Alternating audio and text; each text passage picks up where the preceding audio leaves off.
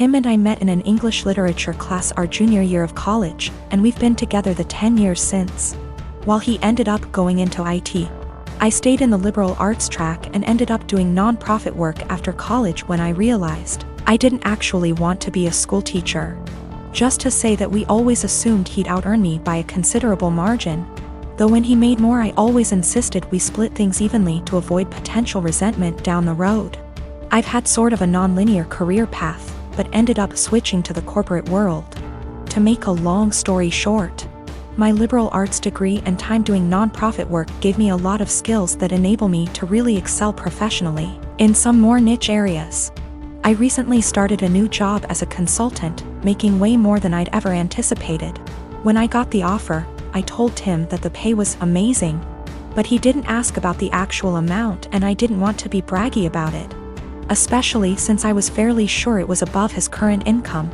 Well, we just put in an application for a new place, and in the process of having to submit our pay stubs, it's become obvious that I make roughly 30% more than he does now.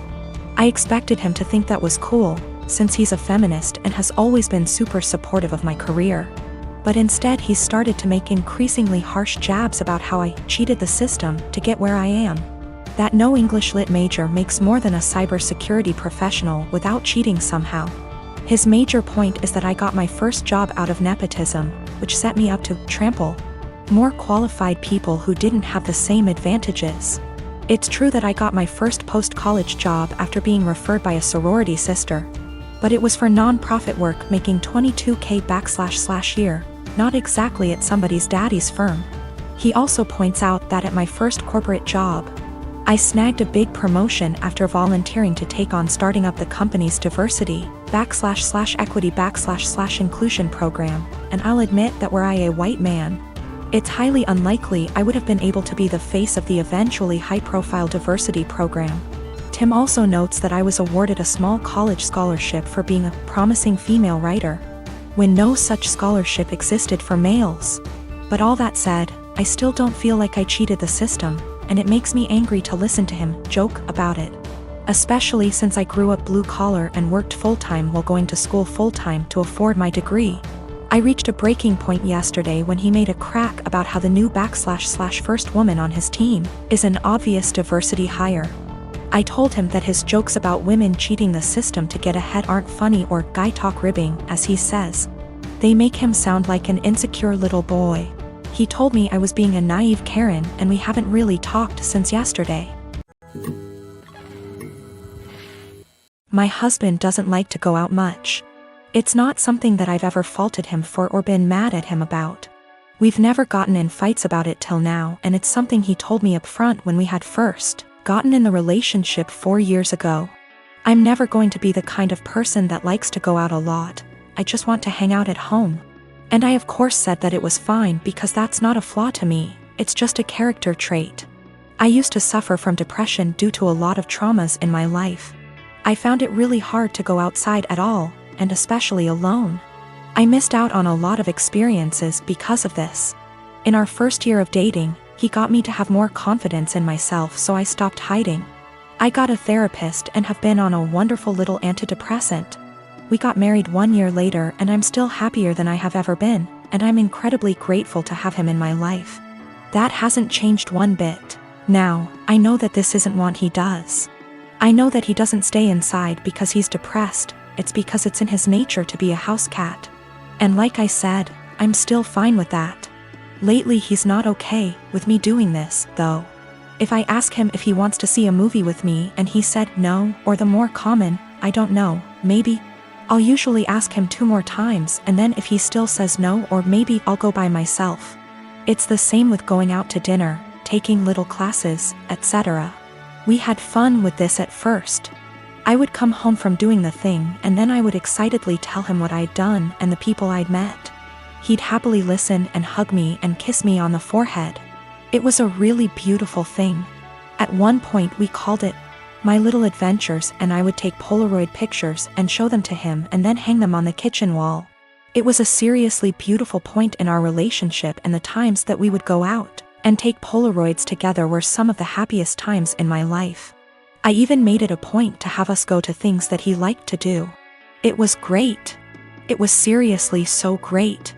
About 2 years ago I asked him, "Hey, I've been really passionate about learning a language and eventually going to this language's place of origin. Do you want to study it with me and then go there too?" And he said no to the language, but maybe to going with me. Cut to now, and I'm pretty good at this language. I decided about 4 months ago that I am going to this place. I asked he would still like to come with me, and he said no and got kind of upset that I had learned this language without him. "You're the one that's going to know anything. There's really no point in me going." I was kind of taken aback because during the process he was really supportive. I didn't really push it, but I apologized and went somewhere else to clear my head about things, and we were fine later on that day. I bought the tickets for me and my mother to go to the place about 4 weeks ago, and ever since then, things have been really tense. If I ask him to do minor things, like come to the grocery store with me, he gets a bit of an attitude. I can tell that he knows this is ridiculous though, because he'll say sorry almost immediately and be sad and quiet the rest of the time. I've tried to talk to him about what's bothering him, but he keeps either saying that it's nothing and he doesn't want to talk about it, or will tell me not to press it and then get mad and leave. I don't know what to do at this point. Our relationship has been so great, but I can feel things being strained. I can feel him kind of slipping away. I don't know what to do. I thought about buying him a ticket to the place anyway and surprising him, because I really would love it if he could go with me, and I know for a fact it's somewhere he's always been interested in. But I also don't want to force him, because I hate forcing people to do things. However, I also don't want to stop having these experiences for myself just because he doesn't want to. I've never faulted him for wanting to be at home, so why is he faulting me for wanting to be outside? I don't know how to talk to him or what to say. If I have to stop doing things, then I guess I will. But I also feel bad for having to stop, but it's not worth getting a divorce over or having things escalate that bad. I just don't know what to do or where to go from here. We had a bit of a long talk. I'm kind of a mix of exhausted, drained, and excited now. He said he feels like he's drowning in my success. I said I would learn a language, and I did it. I said I would lose 180 pounds, and I did it earlier in our relationship and got the skin surgery. I have a pretty stress-free job, and it's getting to him. He's been trying really hard to just be happy, but it's hard. He understands that it's wrong to feel this way, and between feeling guilty about it and feeling this way at all, it's just been taking its toll. He also has a skin condition that makes him feel cautious of going outside, especially in another country. I never thought this would be the problem, because he's always acted as though it's not a bother to him at all and he doesn't care. He's going to keep trying though, and to seek therapy independent of me because he thinks that he also may really be suffering from depression. Now, I have to say that we do have communication problems.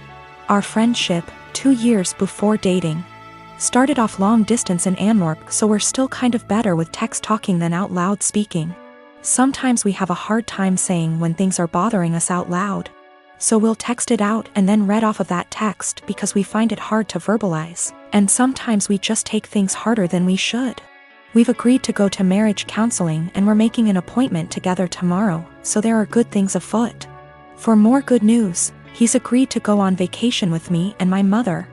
I messed up in this, too. I like to think that hearing maybe or other apathetic answers instead of just yes or no didn't bother me, but it did. And sometimes, as some people pointed out, I would get kind of passive-aggressive about it. I'd ask him simply because it meant that I tried at times. I'm not proud of it, but it happened. I'm going to work on that more in myself as well. A couple years ago, a close friend, Ashley, started a long-distance relationship with a guy, Chris. He has been really good to her, and after meeting in person a few times, they decided to move in together. I was super happy for her as she had a few bad relationships over the years, and it was nice to see her in a healthy one. That joy faded the last couple months before she moved a few states over to be with him. The issue isn't her moving, but that she repeatedly joked about having a baby from Chris. At first, I accepted it as jokes, but over time I realized Ashley was serious. For context, Ashley has 2 children from a previous relationship, ages 10 and 12. Chris absolutely doesn't want kids. He told her this at the start, and anytime she hinted possibly wanting more, he shot it down. saying it was a deal breaker. Now, Chris is more than willing to accept her children as her own, because he loves her, and after meeting her kids, them as well. He's accepted that they are a package deal with her, and since they are at an age where they are semi-independent, it's not an issue for him. To me, Chris is a real bro, for taking on her kids without issue. Hearing Ashley say she wants a baby out of him, one way or another, bothered me to no end. It's hard enough to find a partner that treats you well and accepts children that aren't their own. To find one that does and then talk about plotting to force a baby seems gross and manipulative. Before her move, I had sat down with Ashley, trying to talk sense into her. At first she resisted, but finally it seemed she understood how shitty it would be. After I felt like she had understood, I put the issue behind me and helped support her through the hassle of moving. A few days after she left, I got a call from a mutual friend who delves into the Wiccan / metaphysical realm. She was distraught and confessed to me that shortly before Ashley's move, Ashley had come to her asking for a fertility spell. This friend didn't feel comfortable about it and refused. When pushed, she said she cast a spell for a healthy and honest relationship, but told Ashley it was for fertility. As you can imagine, I was livid. I messaged Ashley, confronting her about what I learned, and she laughed it off as she was desperate, but magic is fake anyway. So what's the harm? She then let it slip that since Chris was planning on getting a vasectomy in a few months, she had poked holes in their condoms as a last-ditch effort. At that point, I couldn't stay silent. I gathered up screenshots of all the conversations over the last few months and sent them to Chris. He understandably freaked out and kicked her out. Now, Ashley hates me because she was kicked out after a huge move and didn't have a job or money to make it back. She said I'm a terrible person for putting her and her kids out on the street. So me and my girlfriend have been together for about a year now. It's been a big adjustment, but I think we've done well so far. I had 2 kids before her and she isn't used to kids, but I think she's doing well and I think my kids really like her. I'm a widower. My wife passed away a few years ago from cancer. It definitely hit me like a truck and took me a while to recover from. It took me a really long while to get back out there, but I eventually did a few years ago. My daughter is 13. She is in middle school now and is obviously growing. So usually on Thursdays after I drop off my kid and I do some chores, me and my girlfriend usually have a lunch date. Just so you know, this is not at all something that happens all the time. I try my best to be both mom and dad, but I'm still figuring it out. Lately my daughter been moody and very emotional. I had a thought that it could be her period because she's getting to that age on Thursday. A few hours after I dropped her off, I got a call from my daughter, and soon after the school, because she had ended up getting her period in school. She was really upset and crying, and she said that she was really embarrassed. I quickly went to go pick her up and shot my girlfriend a text that I couldn't make it and had to go pick up my daughter. I was low-key freaking out, and that's why I was pretty brief, so I rushed over there really quickly to go pick her up. She was in tears. I brought her home. She got cleaned up. My girlfriend came home while she was in the shower and I explained the situation, but she was still mad. I really wasn't expecting her to be mad. I don't really feel that I stood her up. I still sent her a text.